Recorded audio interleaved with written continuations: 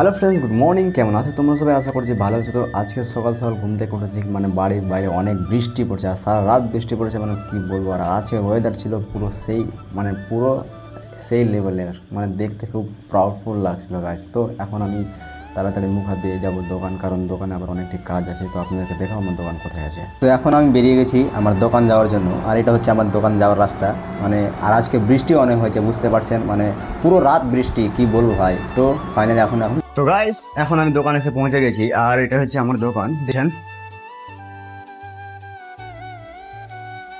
আর এরকম আরও একটা দোকান আছে, সেটাও আপনাদেরকে দেখাবো নেক্সট ব্লগ।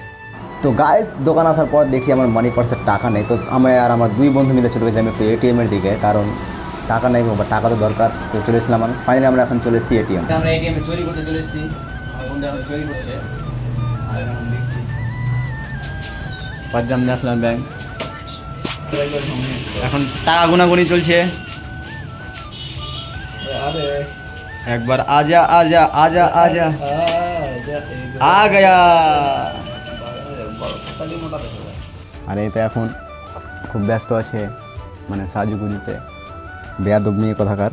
তারপরে আবার দেখা হচ্ছে, ব্লগে থাকো, সেই এনজয় করবো।